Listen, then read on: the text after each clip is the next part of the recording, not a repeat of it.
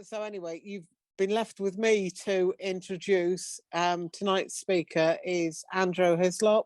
Margaret asked me to introduce you with a that I believe you were born and bred in Weardale on your parents' farm. And that Margaret asked me to say was the fact that you started off as the underkeeper and you've worked way up to head keeper, which she is quite chuffed with. So I think it's probably over to you, Andrew. Yes, the meeting is being recorded. I do have copies of for people who attend, then they can have a recording of the meetings, but I don't put them up for general consumption yet. We haven't decided what to do with them. Right, over to you, Andrew. Thank you very much. Thank you everybody for having me this evening and attending. Much appreciated. As Trish has just briefly said, I was born and bred in Weardale on a hill farm at Wosingham, which I was until about the age of 14. And during the early years, my teenage years, I got heavily involved with the keepering side of the estate at Wosingham and grew in love with the general wildlife on the estate. Started knocking around with one of the keepers there, and to a slight disappointment of my family, showed more interest in keeping than farming. By the age of 16, decided to follow that interest as a career, and got the opportunity to do an apprenticeship here at Raby Estates, and basically never looked back. So yeah, like I said, did the apprenticeship, and I was at Harwood within a year of the apprenticeship. Spent 11 further years as a Harwood beekeeper, working under Lindsay Waddell and another 4 underkeepers at the time. Then in 2016, got the opportunity to take the step up the ladder when Lindsay retired and took over as head keeper. There's been a slight change of regime, as in we have various bits of the estate leased out now, but there's currently myself and 2 other full-time keepers here and 1 part-time, with the interest to recruit another full-time. Why did I become a keeper? Mainly interest in wildlife in general, and pretty much obsessed by the seasons of the year and how every season show different interest in wildlife and how the nature evolved during the course of the year. It was just fantastic to me, so followed my heart in that respect. And to be fair, that fire's never gone out in me. So, you know, the last 3-4 weeks, it's been fantastic welcoming all the typical waders and migratory birds back into the dale, which I'm sure you've all seen. And we're moving into the next season, spring. That's the introduction of me. I would like to move on to moorland vegetation of organisations that us as keepers, upland practitioners, work alongside. The estate, Raby Estates, Upper Teesdale Estate, has every variation of vegetation, starting from the valley bottom of the lowland ground, meadows, pastures, working up the hill into what we would call the rough allotments, where the rush and white ground, the in-by ground, and then onto a moorland fringe, and then moving into a heather. We have Raby Estates, we're built up of heather dominated moorland, but also that varies between the bottom end of the estate, middle end, which is mainly dry heath, as it goes further west, heading right up the dale to Harwood, moving into Blanket Bog onto deep peat. And between every beat, going from middle end to clay bogs, pike law, and then onto Harwood, every beat has a different variation in its vegetation. Middle end is very heavy dominated, bayberry and bent grasses. And as you move further up the dale, heading west, gets more dominated by white grass and more mosses and sphagnum moss as the peat becomes deeper and a greater altitude. That's it. The bottom end of the estate is dry heath. The definition of that is basically a peat depth of less than 40 centimetres. As you move up the hill, heading slightly further west, and altitude gets greater, you then go on to the wet heath, which is still borderline of 40 centimetres, but then the vegetation on the top is less heavy dominant and more white grass and cotton grass. And then as you get to the top end of the dale, mainly Blanket Bog, which is dominantly mosses and grasses with a very low percentage of heather. Blanket Bog definition, basically anything over a peat depth of 40 centimetres. We work closely with various organisations on not only us here at Raby Estates, but any moorland practitioner works very closely with different organisations in the countryside. Variation between Natural England, Game and Wildlife Conservation Trusts, North Pennines AONB, Swales Teesdale Partnership. And to be fair, we have a very good relationship with all them organisations. Starting with Natural England, we work very closely with, as Natural England government body.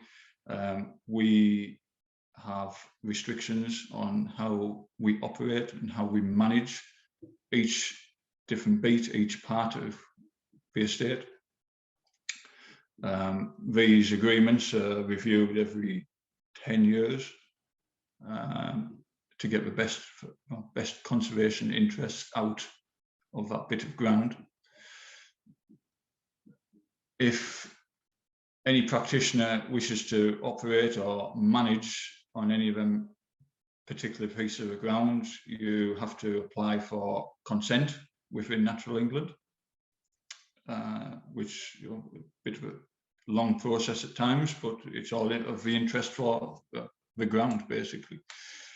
Moving on to the Game Wildlife Conservation Trust, we work very closely with the GC on many projects, whether it be the new one, Merlin and Magic.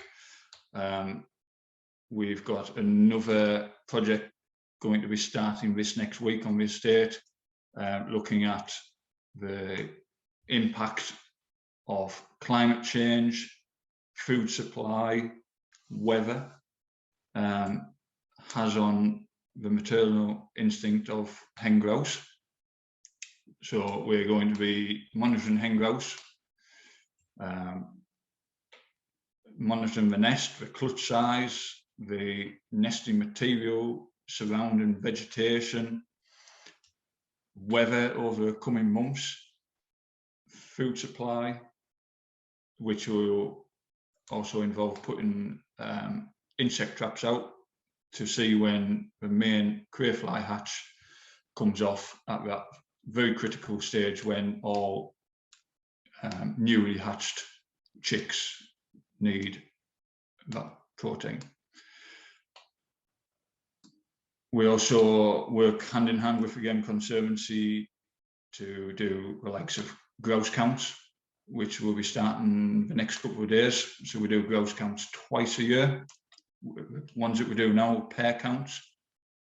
And then again in July, we do our summer brood count, which we can calculate the surplus grouse on the ground that we can harvest. They do bird surveys So yeah, meadow pipits. We've been doing transect counts from meadow pipits for the last 3 years, I believe, which gives us an indication of food supply for raptors on the estate and everything else that benefits from meadow pipits. We do transect lines on the moor and survey cotton grass through the Game Conservancy. Cotton grass is a huge, plays a huge role of providing food supply for the likes of the grouse. It does not have to be a heather dominant diet, far from it. Moving on to the North Pennine ZOMB, work very closely with the likes of Alistair Lockett for the likes of peatland restoration projects, which we've got on at the moment ongoing at Valence Lodge, which I'm sure Alice has spoken to you before. In fact, about 5 years ago, I don't know whether any of you can remember, we did a site visit up Valence Lodge as a proposal was being placed into one of the largest peatland restoration projects in the north of England. That project is now well underway, and fingers crossed we'll have some updates and we'll be able to take out and have a site visit on that possibly next year.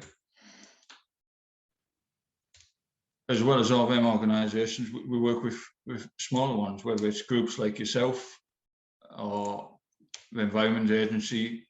There is numerous local groups that have access onto the ground for data collection, whether it be monitoring rainfall, monitoring lizards and insect life, or monitoring adders. Yeah, there's a lot of people that we're working hand in hand with to conserve what we have here in Teesdale.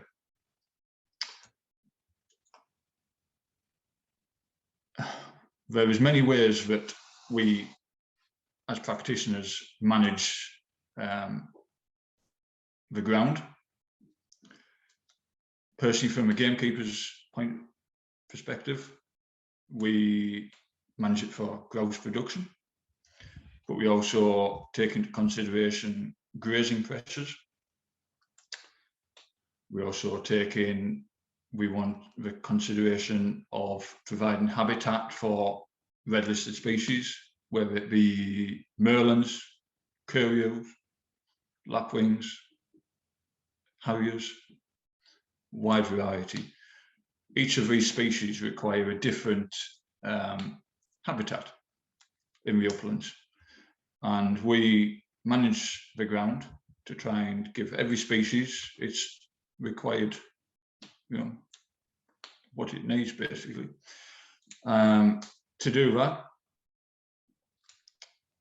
we control bracken, we control rush, we burn heather, and we cut heather, and we monitor and act upon any leaking grips.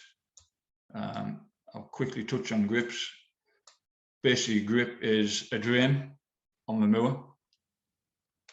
Some 30 to 40 years ago, the moorland in general was all drained, basically with the outcome that to dry moorland up, gain more vegetation, more grazing, and which caused a lot of erosion over the years. So all them grips were blocked. Raby was one of the first estates to start blocking its grips, and we are still monitoring this very closely with Natural England, because if any of these grips reopen, they can seep out onto the fell and create a small monoculture of different hydrology. You get a very wet area, basically where the drain is leaking. We monitor this every couple of years and act upon if anything needs blocking back up again. We also monitor grazing pressures. That's on a yearly basis. Historically, grazing on the uplands has been very, very heavy. Sheep numbers were reduced heavily approximately 10, 12 years ago. Personally, I think we have a very good balance here. Coming from a farming background myself, I'm very aware of the importance that sheep have to be involved on the moorland and the pros and cons that they bring with it. Yeah. Back to be fair, keeping on with grazing, grazing can be used as a management tool as well. I'll quickly touch on, we have a lump of ground at the lower end of the estate, Woolly Hills. Woolly Hills itself is 1,000 acres, and historically it hasn't been grazed. We've drawn up an agreement with Natural England, and we're hoping to put a number of sheep back onto Woolly Hills, as well as a herd of native cattle as well. Very heavily dominated by mosses. If you walk across Woolly Hills at the moment, you're up to your knees in moss. But really wants breaking up a little bit, get some daylight in, get more vegetation, a different variety of vegetation, rather than just being smothered by feather moss at the moment. So grazing of different types can be beneficial to the ground as well. Other than that, we manage bracken. So the lower end of the estate, which last year we teamed up with a contracting firm from Penrith, and for the first time we got them in and they came and cut and removed bracken, and which was used for peat-free compost, which seems to be the way forward for the horticultural sector. So basically they came in, I was quite surprised because they used conventional, what we would call hay time equipment, conventional grass cutter that you'll see out in a hay meadow to cut the bracken, a conventional hay rake to row it up, and then a round baler on the back of a tractor to bale it. Basically then led off and mixed with silage, put in a huge tumble dryer sort of machine, constantly turned and add water to, and in about 3 weeks it's into compost. So rather than us going out and putting, basically using chemicals to control bracken, we're looking at alternative, more environmental methods, which come back to a peat-free compost. For the heather and grassland management, we have 2 options. On the dry heath, we can burn, conventional burn, grassland or heatherland burning. And then on the deep peat areas, where we can access with a tractor or with a machine, we cut heather with a flail cutter. The pros and cons to this, historically, everywhere was burnt, but obviously burning can take place between 1st of October to 15th of April. And even though that sounds a huge window of opportunity to go out and burn heather or grassland, conditions have to be absolutely perfect. If conditions are too wet, then there is far too much vegetation left behind, and it's just known as a dirty burn. It's very slow to recover. If conditions get too dry, then the fire will go slow and burn in as well as moving forward. And that's when you start and burn peat. When you take the canopy off, burning the moss, and it can get into a peat. So having them conditions perfect to give a clean burn, quick, clean, cool burn, is very, very few and far between, which is one main reason why you don't see a great lot of smoke going up at all now, with having other options. So we've moved forward. Main management tool now is cutting. Still different methods within this. Ourselves, we have a tractor and a flail cutter, which you might see trundling around on the mower. We'll cut small little blocks out, and the brash is evenly left on the cut. Because the brash is left, it is a slow return before we see any growth, but nonetheless it does come back. It is effective.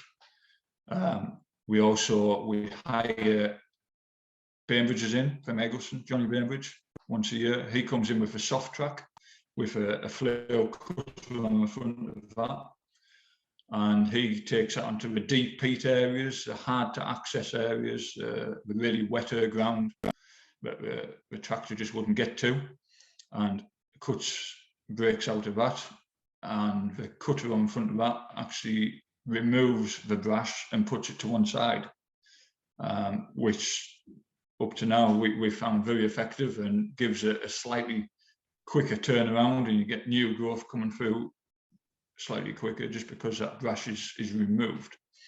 But it does come at its cost. Far dearer per day than running a tractor.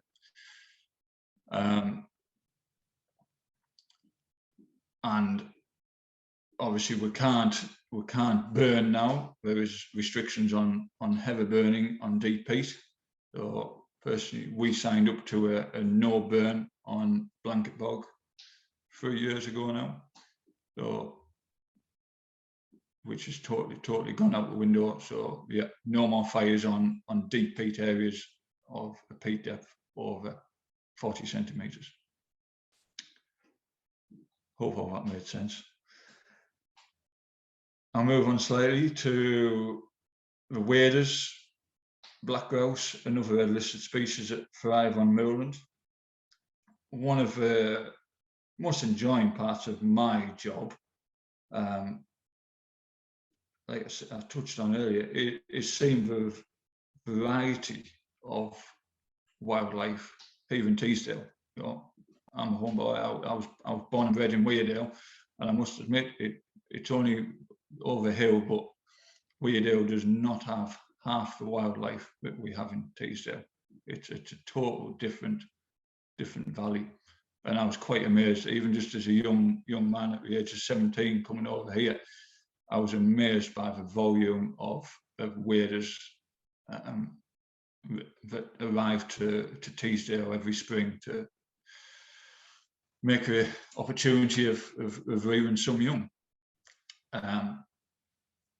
So right from the valley bottom, we have a variety of species, whether it's oyster catchers on the river banks to curlews and lapwings on the in-by ground, white ground, and then out under the moorland, curlew as well, ring-ousel, merlin, short-eared owl, harriers, a huge variety of wildlife that returns to rear offspring every year. It's fantastic. Obviously, Teesdale, we're renowned for here at Raby, huge population of black grouse, mainly at the top end of the dale. Black grouse are a game bird. They are known as a bird of the fringes, so not often you see them out on the fell themselves. If you do see them out on the fell, it's mainly October, November sort of time of year. At the moment, you'll see them out on the meadow fields and the in-by rush sort of ground. And preparing to start lekking for May, which is mating, in the coming weeks. On a good year, Raby can have anything up to 10% of the UK's population of black game. Sadly, black game nationally are declining. They are the females, the grey hen, as they're known, terrible parents.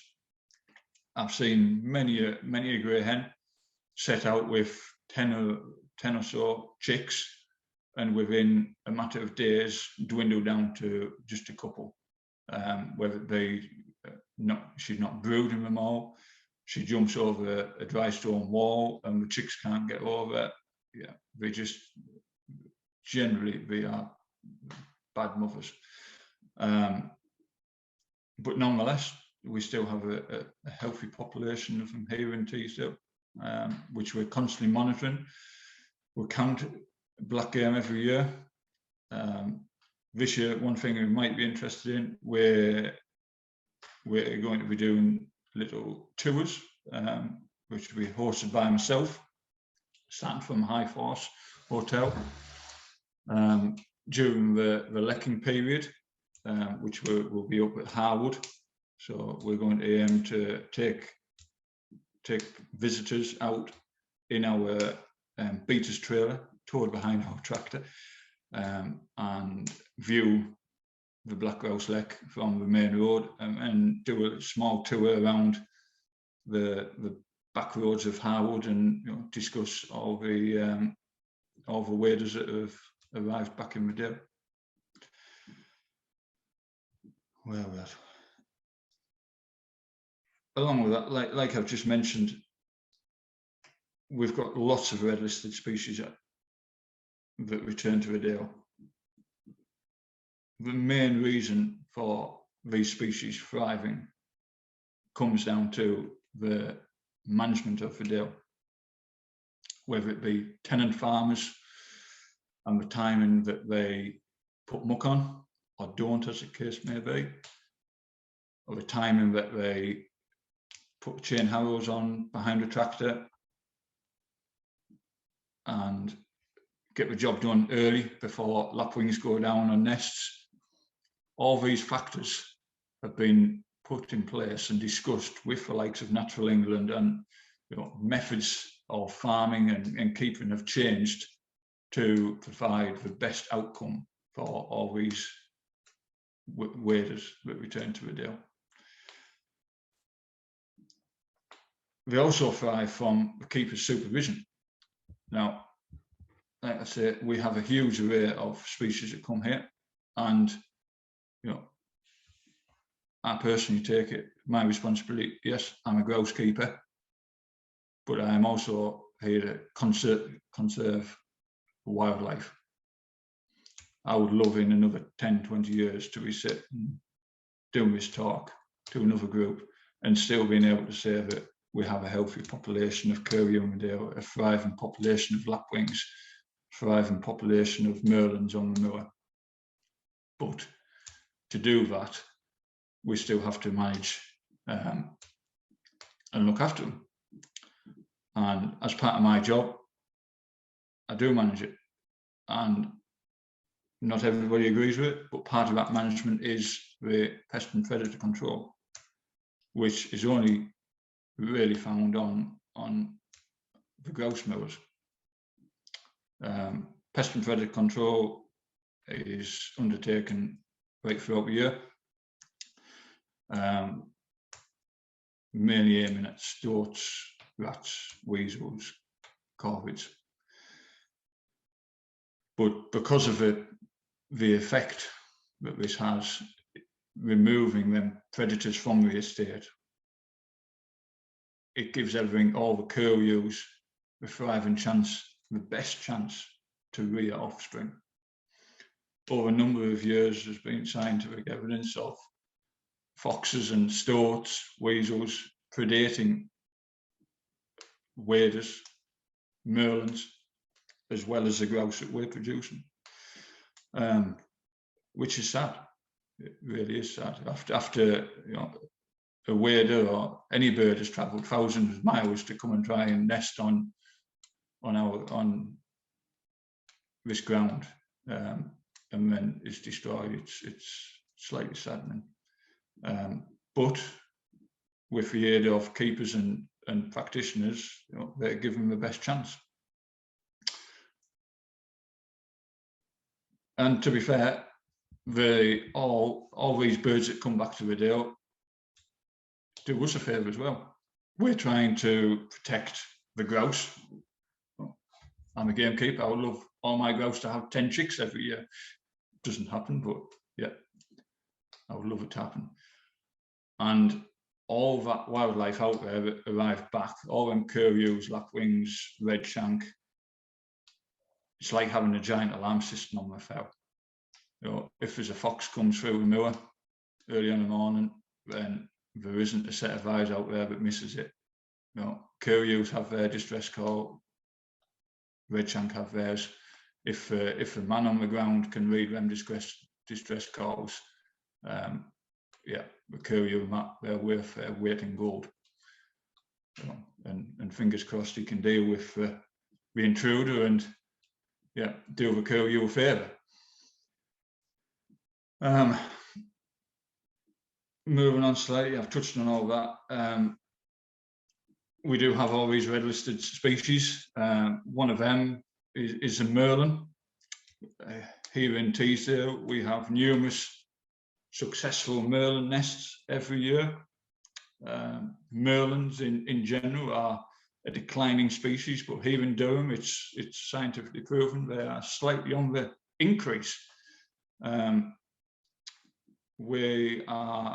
fully aware you've all had a talk by Phil Warren regarding Merlin Magic Project.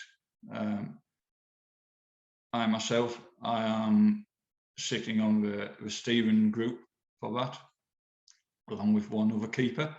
So we're heavily involved with that. But yeah, that project is basically to monitor the success and the habitat that is required for merlins to thrive. And for pretty much the first time, we're looking at fitting merlins, hen merlins, I must add, because of the size of them. They have to be a certain size. Fitting them with radio trackers, so we can follow merlins' movements, and if a merlin dies or wherever it goes, there is a record of it, because at the moment we're only painting a picture and collecting evidence on the moor at the nest site itself, but there is a lot more to be gathered from, once our merlins leave Teesdale. As you're probably aware, we've also had another visitor to the dale rather recently, a white-tailed sea eagle, something slightly different. Having said that, this is the second one that I've personally known of in Teesdale in the last 10 years. Yeah, you're sure you can't miss it if you see one. It's like a 8-foot door flying around. Yeah, if you see a buzzard floating around next to it, it's pretty much looking like a blackbird compared to it. Every now and again, we have these visitors land to the dale. Yeah, I can remember once at Harwood we had an immature golden eagle, but yeah, few and far between. But as population of these species are increasing and released and moved around, relocated, we are going to see more of this happening. These species turning up on our doorstep, which will be interesting to see how long it stays in Teesdale. It has got a radio tracker on it, as many of you are probably aware. I'm in close conversations with Natural England as to where the bird's moving around. Yeah, I am also in talks with a group up in Scotland to monitor the movement of golden eagles, because every now and again, golden eagles, as odd ones, just decide to go out for the day and visit the north of England, come down to the grouse moors in the north of England for a week or two, and then head back north. But you know, nice to see something different on the hill every now and again. I'll move on slightly, touch base on the grouse industry itself, the importance of the grouse industry. Take Teesdale, for instance, you know, numerous grouse estates in Teesdale, which provide a huge benefit to the local economy. Every back end, basically from the shooting season, 12th of August, the glorious 12th, to the 10th of December. Sadly, the last 3 years have proved poor for grouse, to say somewhat the least, which has taken a huge knock-on effect to the local economy. You know, whether it be hotels, even down to the news agents in Middleton. I remember last year having a conversation with Gary, who owns the news agents, and his takings were down about £10,000. And that's mainly down to people just not, you know, the guns themselves coming in on the morning and spending, and all the beaters, the shoot day staff that we employ. A typical shoot day here in Upper Teesdale will employ around 30 to 40 people. A lot of them during the school holidays, a lot of youngsters, a lot of kids. If they're not going into the news agents buying sweets and pop and everything else, sugary, whatever, to fill themselves up for the day, it all has a knock-on effect. Even to a local garage, of people coming in and filling up with diesel and that. It's had a huge effect on the local economy in the last 3 years. Move on. The pros of eating game species. I personally believe game is totally underestimated as a food supply. I'll be totally honest, even after shoot days up here, anything, if there's a pheasant that won't make the grade for the game dealer, we'll use it ourselves. We do not like to see any waste going. I've got two friends that are game chefs, and the food that can be produced with game is unbelievable. Whether it be venison through to snipe, woodcock, grouse, pheasants, whatever. And yeah, we're working with different bodies to try and get game on the menu in various places. It'd be lovely to see pheasant curry in school being served up and different bits, but getting people to eat either a rabbit or a pheasant, it is very, very hard. It's far too easy just to go to a co-op and get a curry or a pizza off the shelf. Sadly, food supply it is a food supply in the Dale, not only from farmland, whether it be beef or lamb. There is a huge quantity of game meat produced and put into a food supply every year. Touch on the challenges that the keepering industry has faced in recent years. So I've been a keeper for 16 years now, and if somebody sat me down 15, 16 years ago and told me the challenges that I would face in the next decade, I wouldn't have believed them. I really wouldn't. And to be perfectly honest, I've got two little ones, two little girls, and my eldest daughter loves being out with me, going around the trap lines, being out on the hill with me, whatever. And she would love to be a keeper. But hand on heart, there is that many challenges in front of us. I honestly do not know whether keeping would be an option for her. Whether one of the main problems that we faced in the industry is with trapping legislation. So basically the old fen trap that every upland practitioner used to use for pest and predator control to remove storts, rats and weasels is now banned for the removal of storts. You could still set a fen trap to kill a rat or a weasel, but if it has a stort in it, it is illegal. Which is slightly bizarre, because if anybody can set a fen trap, anybody can buy a fen trap. If anybody set a fen trap now, you would have to be 110% certain that there is not going to be a stort stand on it, which led the industry to have to find alternative traps to use to control pests and predators. The main two that are used now are the tully trap. The tully trap was made in Scotland, designed and made by an upland keeper in Scotland, and it works perfectly well. The other trap, the main trap, is a dock trap. Dock traps are an Australian trap, come in various sizes.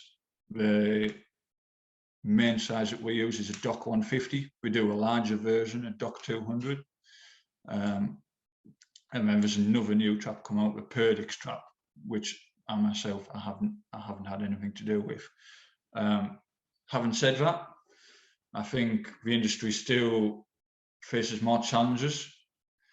I think that we will be restricted to licensing of storts and other predators.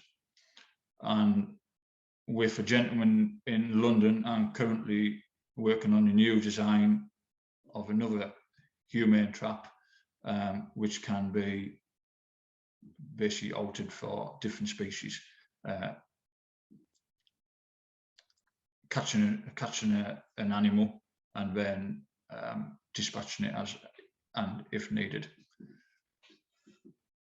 That's been a huge, unforeseeable change within the industry, as was heatherburn. So when I first started, everybody burned. We were sort of old school. You know, there was many a day I've spent out on the hill with a paraffin lighter and 8-foot branch, basically with a lump of rubber on the end, and which we called a flogger, and you literally just battered the fire out. You know, other modern techniques, you know, surrounding estates one with a tractor and cutter and putting a cut round and then burning the centre of it. But times have changed. Heather burning is banned on deep peat now, which nobody saw 15 years ago. Nobody. One good one that we have avoided was the use of snares, which snaring was always quite a large part of a keeper's role. In Scotland, they faced far more restrictions than in England, but still, it's a major challenge. It's still on the horizon. And on top of that, we in recent years, we as an industry have faced a lot of challenges from anti-blood spot and monitoring groups.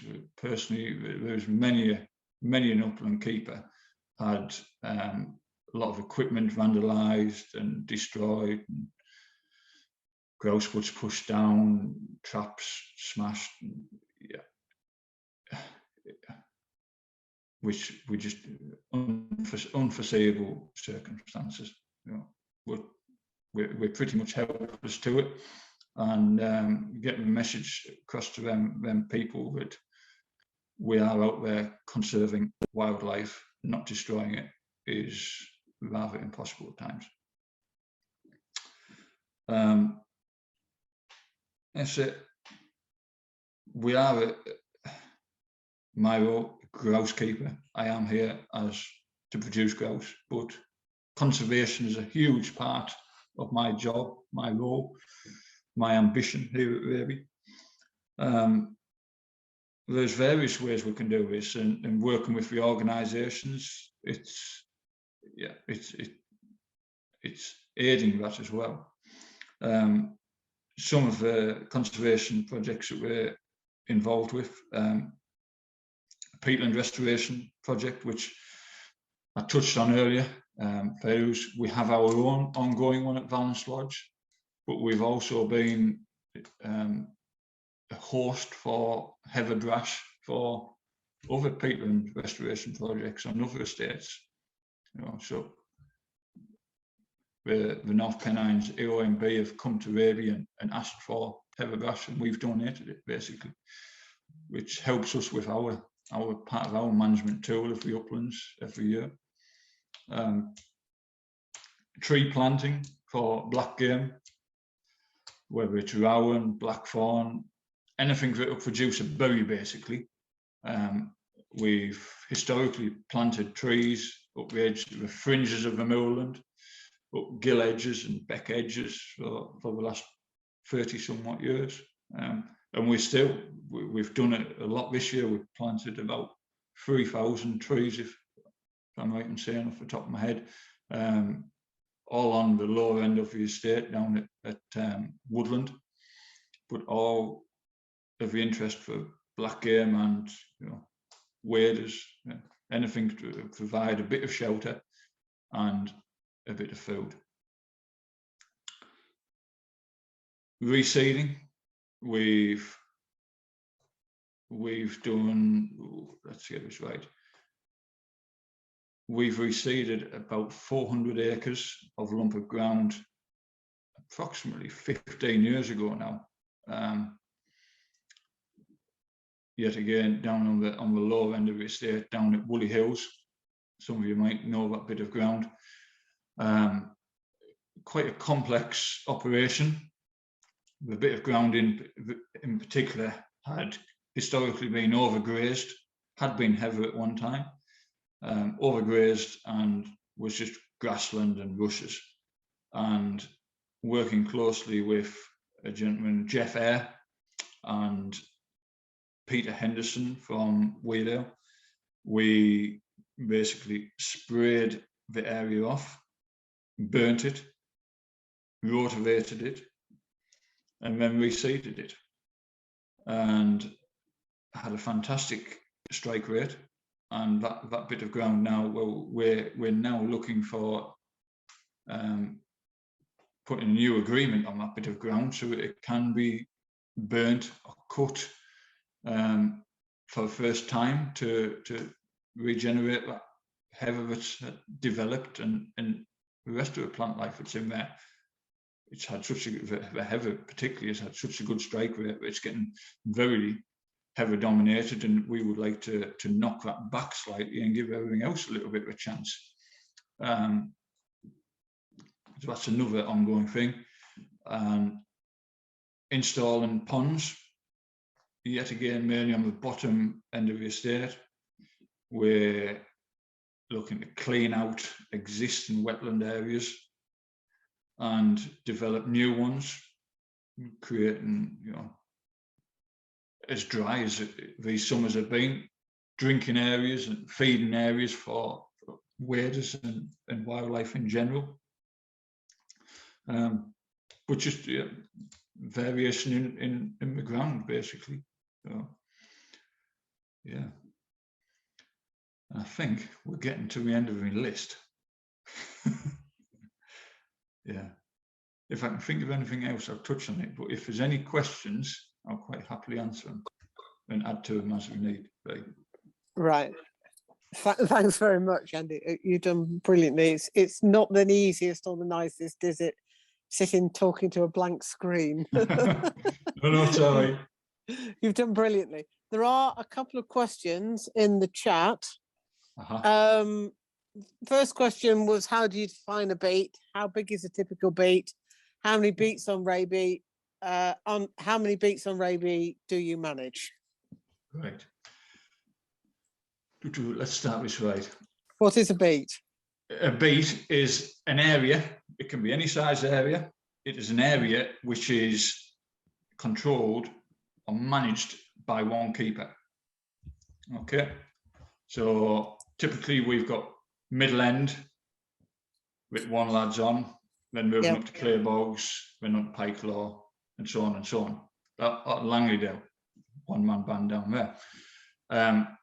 Typical beat size this day and age, we're slightly on the larger size here. We'll probably be touching, we are on the larger side, we'll be touching about 8,000 acres per man.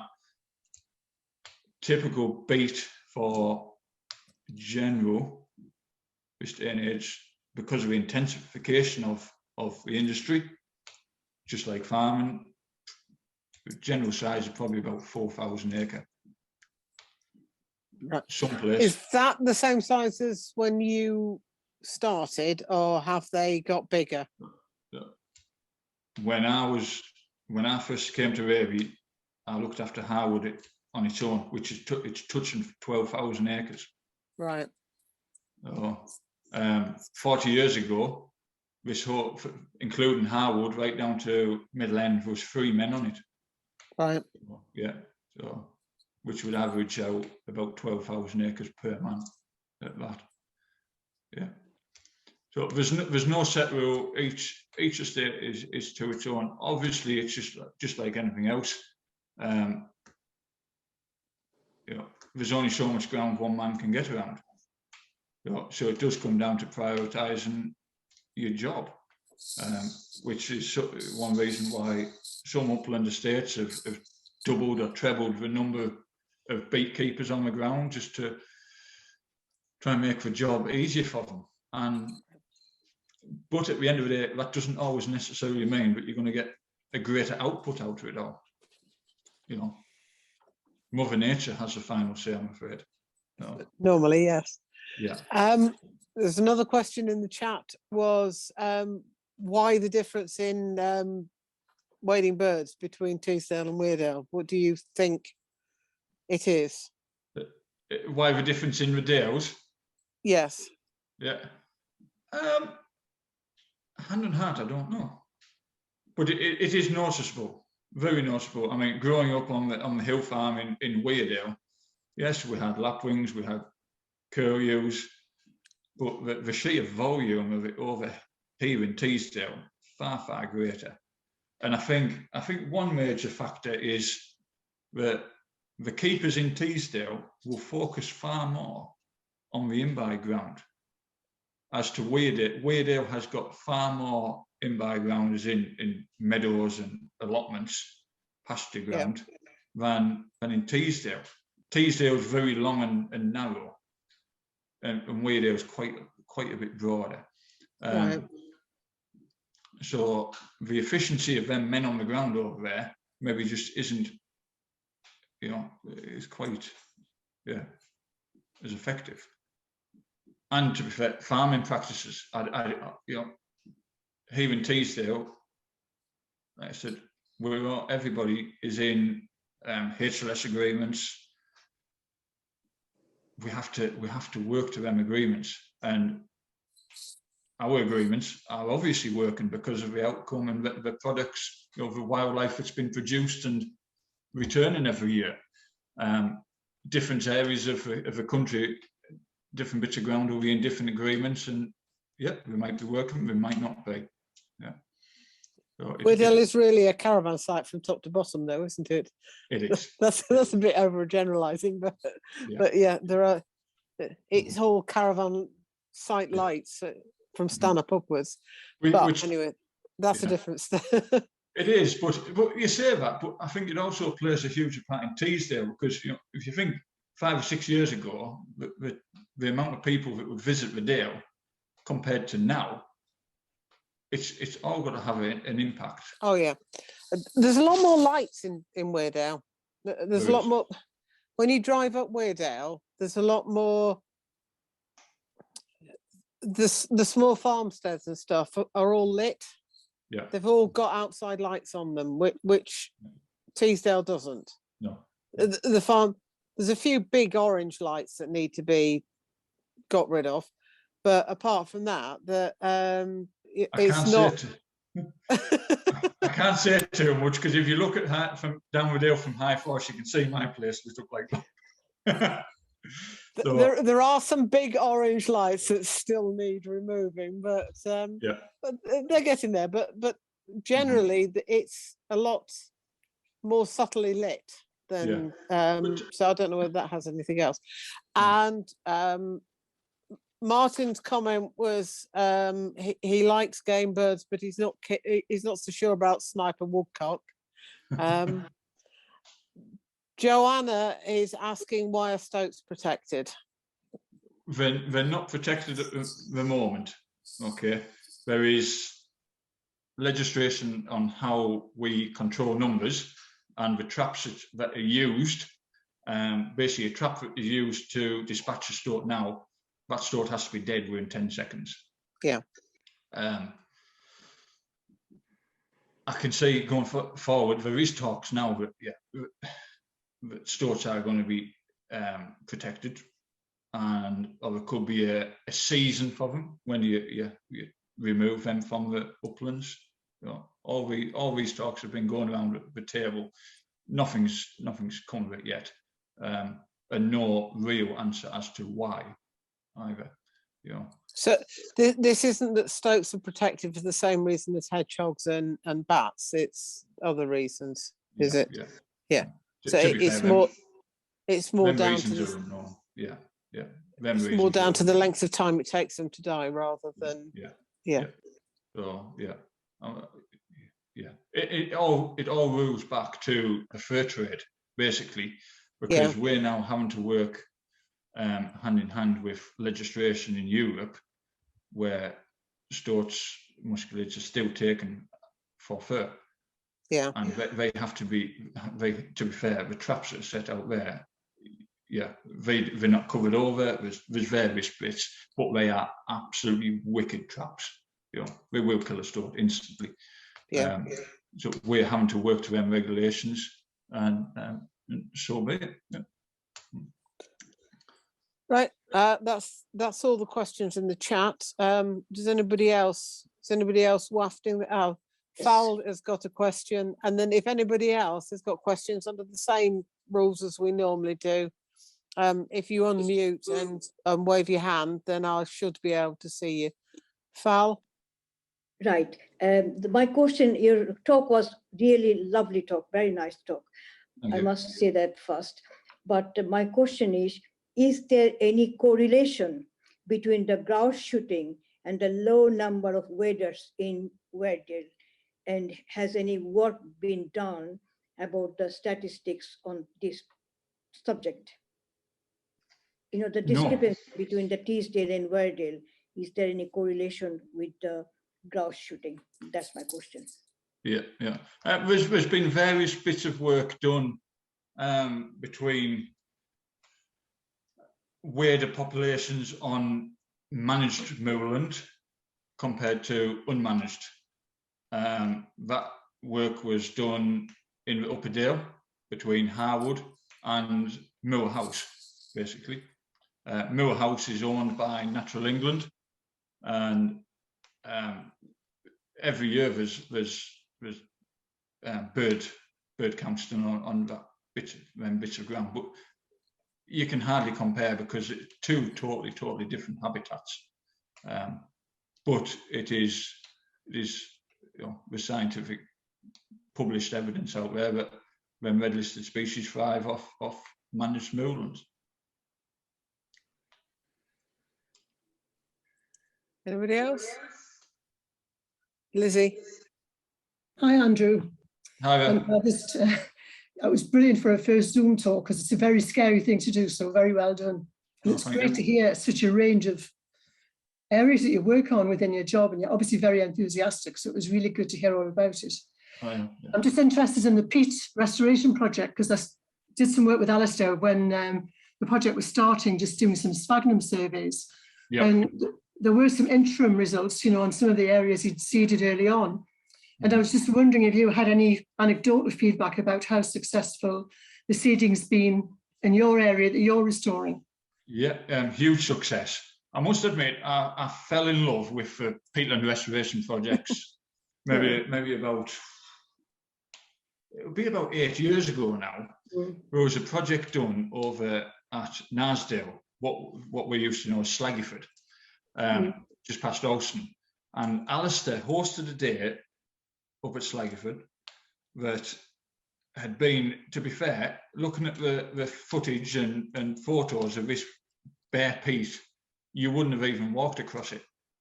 And we wandered out onto the hill, and he showed us this bit of ground that had been restored. And the first thing I did was jump up and down on it. And that it all moves like a little bit of a wave, but it had structure to it. And I dare say that the farmer could have drove his quad bike over it. You know, and all that carbon had been retained. There was no erosion by water. I was really impressed. And from that day on, I thought, you know, if he wanted to come and do work with us, I would happily work alongside them. But the work that's been done here, a success, totally success. There was some sphagnum plants put in at Valence Lodge. I think that was about 5 years ago, 4 or 5 years ago now, which was a success. The only small part that failed was where one of the drains that had been blocked, the sheer volume of water coming off the hill detoured and basically drowned some of the sphagnum. But that was it. But what they're on with now, reprofiling peat hag edges, put my heather brush on. Well, I'll start the full thing. Basically, we reprofile the hag edges to make them wider, shallower. Then any running water, we'll put dams in, whether it's stone. There's been various methods being coconut leaf rolls, sheep wool has even been an option in the past. But these dams are put in there to hold back water and retain the peat from heading downhill, basically. Then the heather brush, which has been harvested from, most of the time, sphagnum-rich dominated bit of ground, is spread, which I must admit, I don't know how Johnny Bainbridge gets staff to do it. I mean, this time they've spread some 4,000 or 5,000 dumpy bags of brash with basically just a fork, a hand gripe. So it's not easy work. And then sphagnum inoculation as well. So it's, from what I've seen of it, huge success. At the end of the day, whether it's me speaking from a grouse keeper's perspective, bare peat's no good for me. A grouse, there's no food supply there. From a landowner's perspective, you're losing ground. It's erosion. Nobody wants erosion. From a tenant farmer's situation, it's a hazard for livestock getting stuck in bogs. And if there is, if Valence Lodge is, I don't know the acreage of it, but if there's 10% of it that's bare peat, that's 10% of that ground that has no vegetation on, no feed for livestock. So it's a win-win situation for everybody as far as I'm concerned. Yeah. Brilliant. Yeah, thank you very much. Yeah, it's great to hear it's doing so well. Perfect. Thank you. There's another question in the chat. Number of water voles, whether you've kept an eye on the water voles in the area. Yeah, so this is no one that I missed off. Here in Teesdale, Martin will know this well, but yeah, we've got quite a good population of water vole, top end of the dale. And we're working at the moment with a group based in Weardale. Mark Towerwright, that is owner of Western Hope, is steering the group and collecting data of water vole evidence and locations, and monitoring the number of mink that have been caught in areas where water voles are present. Because as we all know, mink are huge, they're devastating for the water vole. Yeah. numbers. Yeah. So, but yeah, we do have them. I know last time I did do a water vole some time ago, and wherever I actually stopped to be able to record them, didn't matter where it was up Teesdale, I found them within 15 minutes worth of walking a stream. You either heard the plop or you found obvious evidence. Yeah. Not quite as the ones up at Weardale that actually sit and have their dinner in front of you, but They do have a sweet tooth. They are quite fond of apple. So if you do find any of them, put a chunk or two of apple out, and you'll get them sitting in front of you. There's one up in Carrigill, I think it is, that just sits on the village green and just sits and eats, and it just has no cares whatsoever. Just watches you. So they're not quite as elusive as everybody says they are. No. Did I see somebody else with a hand up? Martin, yes. Yeah, hi. Martin. I put a question onto the chat as well, but my question was really, it's firstly a great talk. Thanks very much. I was interested to hear that you do so much also in terms of wildlife conservation. You mentioned pests and predators, and you mentioned hen harriers and short-eared owls and stuff like that. But you didn't mention them in the same breath. So my question really is what is your relationship with raptors? I.e., what would happen if, for example, there would be, I don't know, a nest of golden eagles in Upper Teesdale? What would your attitude be? No. Just we welcome them. You can find everything in Teesdale, nesting from. There has been within Teesdale last year 2 nests of harriers. I don't know how many nests of Moorlands, but off the top of my head, there could have been 20. We have resident kestrels. We have. I would like to guess how many nests of short-eared owls every year. Barn owls. One thing, I work closely with North Pennines Moorland Group, which is basically upland keeper orientated. We every now and again we host educational visits, and we mainly aim at children, schools, that sort of thing. So if there's something happening down farmers market down at Raby at the castle, we put a stand up there. I'll take some of the firefighting equipment down, or a couple of crow traps or something like that. Something that kids can come and have a go on. Take the Arga cat down and we can sit and play or a quad bike or something like that. Sit and have a go on, and we tell them what we do and all that, education sort of purposes.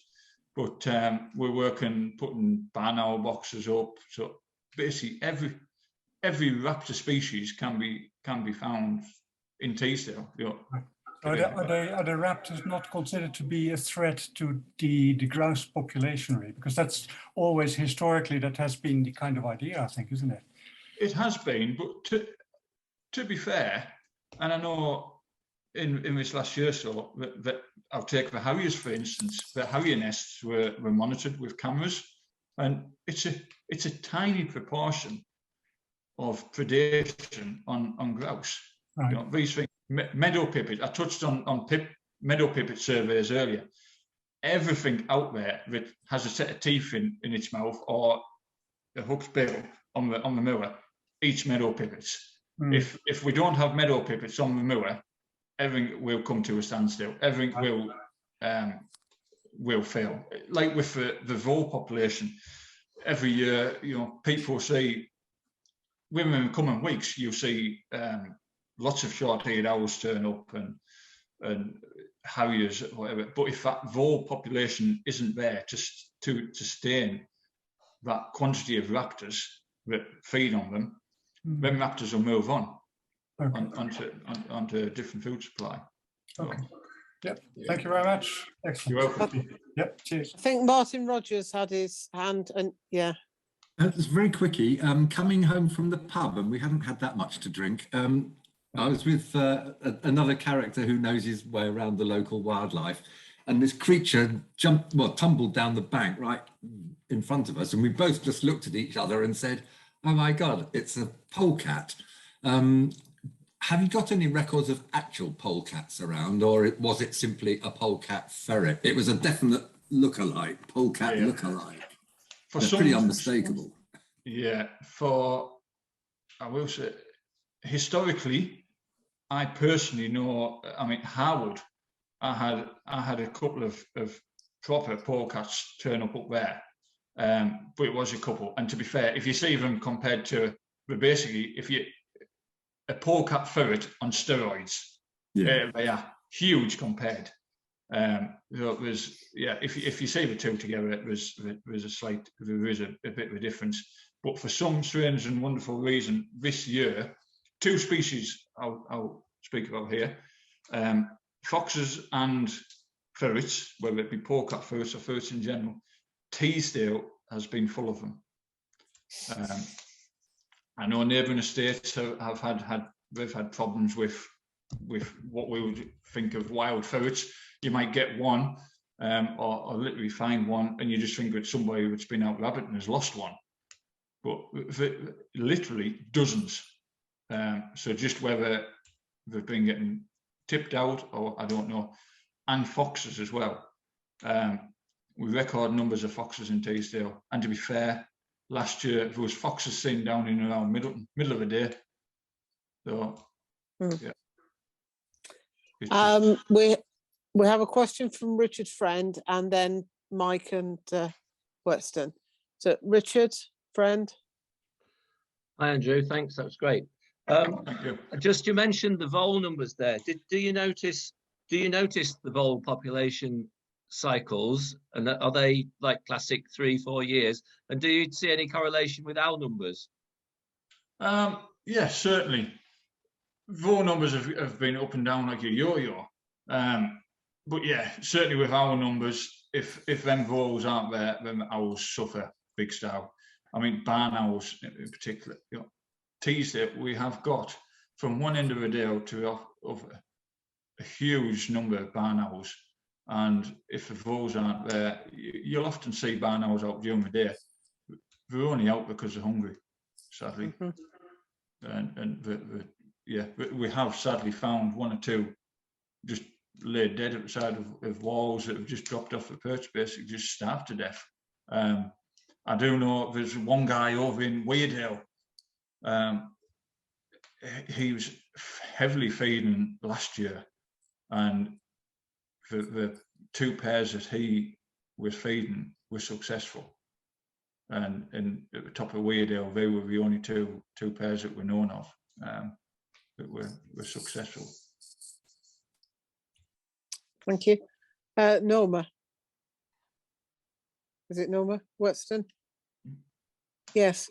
You've got your hand up, but you're still muted. Right, it's Mavis, this one. Well, Mavis, Yeah, sorry. Mavis.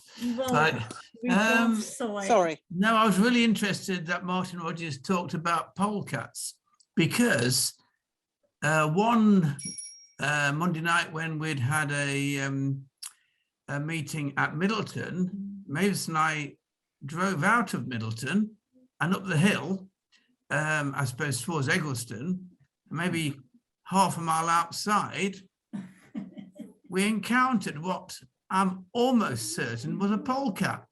That's exactly where I saw it. That's where we saw the one we That's saw. where you saw it? Yeah. Wow. Yeah. Okay. Is it just the one we just? Yeah, we only saw one. Yeah, only saw one. Yeah. So I phoned up Durham Wildlife, and they ummed and awed about it a bit. And then they said, oh, we've got some cameras out, but, you know, we haven't heard of anything.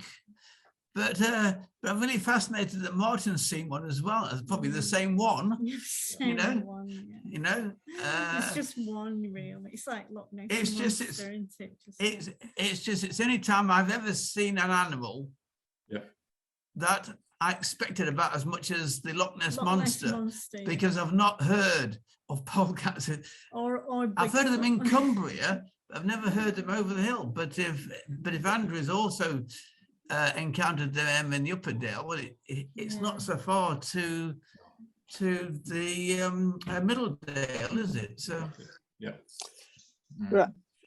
Thank you.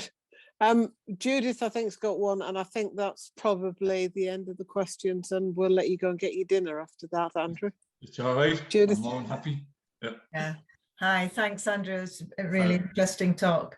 You've mentioned foxes on the increase, and I know there's legislation about controlling foxes, and I've also heard that there's legislation about controlling gulls and rooks, and I just wondered what impact those that legislation is having. No, thanks for bringing that one up, because the gulls one, that's a huge one that I've missed off my list tonight. Foxes, we're open to control them 24/7 here in England. Scotland, it's basically the restrictions on snares, fox snares. So yeah, that's how the foxes stand. Mainly fox control is done nowadays. Obviously, hunting went out the window many moons ago, but most of our fox control here in Teesdale is done on a night. Whether it's lamping or using thermal imaging equipment, or even when we get a dust and snow, we're out there on the ground looking for footprints of. To be fair, it's another monitoring exercise, whether it be foxes or stoats, whatever. Everything leaves a footprint. The gull one, rather interesting. So let's get this right. Lesser blackback gulls, herring gulls, greater blackback gulls are licensed, and anybody could apply for a license. I think if I might be slightly out on this. Yes. It'll be about 4 years ago. They were taken off the general license, and you had to have an individual license. Prior to that, you could control them as and when you wanted to. So pretty much everybody in the uplands applied for an individual license, and the licensing team within Natural England released a statement that the licensing quota was just going to be withheld for public safety, and basically ever since then we haven't been able to control. We haven't been granted a license, which I must admit is slightly. It is frustrating. It is saddening to a point. Not just from a grouse situation here. I've seen packs of especially lesser blackback gulls quartering hillsides at times, not just heather ground. Many of you know the what we call the flushes, where the art expedition with the yellow flags, the hush, was a couple of years ago. And that same bankside, I saw a heap of lesser blackback gulls. It could have been between 40 to 60 gulls quartering that bankside and basically hunting little rabbits. And basically anything the size of your fist, a gull will swallow whole. And they were torturing them rabbits on that bankside, getting little rabbits, taking it up, and basically an aerial fight over them. And it doesn't matter whether it's a rabbit, a curlew chick, or whatever. Anything that was on that bankside was probably gone within a matter of minutes, whether if it couldn't defend itself. And talk about being outnumbered. Yeah. So what impact has that had on the wading population, waders? To be fair, there's been no monitoring done to it whatsoever, simply because I think no matter what the outcome, we cannot control it anyway. So but no monitoring. And to be fair, a lot of the licensing procedures, because rooks and jackdaws are now, you have to have a license for them. And it's the strange thing is, I could go into Middleton and kill a jackdaw that's at a creep or a feed area on a farm but I couldn't kill that same bird if it was at middle end eating a lapwing egg. You know, the whole licensing system. It's just what things drop into. It's not easy, and the whole licensing system, you have to prove your point. You have to provide evidence, and even gathering that evidence. You know, us as practitioners, a farmer or whatever, you see these things that, you know, I can recall seeing rooks, jackdaws, gulls, all predating on red listed species, and would love to control them and preserve them species. But getting photographic or video evidence of a blackback gull 200 yards away, putting a lapwing egg down its throat, it's nigh on impossible. You might get a photo of a heap of eggshells, but I'm not being funny. I could stand and smash an egg up and take a photo of it. It's what evidence is acceptable, which is another thing. We looked at an app for on your phone 2 years ago with the Moorlands Association, Merit app or something, Murray app, something like that was called. And it was a data collection app for the uplands, and mainly collecting data for waders and population. And the first question I asked Robert Benson, who was chairman of the Moorlands Association, was, is this data going to be accepted for anything? And the answer straight away was probably not. And I must admit, we've talked quite a lot about different jobs within my role. We're busy people. If we can't justify doing something, sorry, but we just can't do it. It's not worthwhile. And the sad thing is, on a lot of this license and registration, the most practical thing to do is take the person's word, the man on the ground, the practitioner's word for it. But yeah, that's not adequate, sadly, you know, which I totally get. But gathering evidence for licensing, it is a very, very hard system, very hard. Yeah. Tell me about it. Yeah. Right. Do we have any more questions, or do we open it up and give Andrew our thanks? And thank you very much for coming along. We're very sorry that Margaret couldn't join us. She'll be back next week with a vengeance, I'm sure. But thank you very much for taking the time to prepare the presentation and to talk to us. It's been great. Thank you. Thank you. Anytime.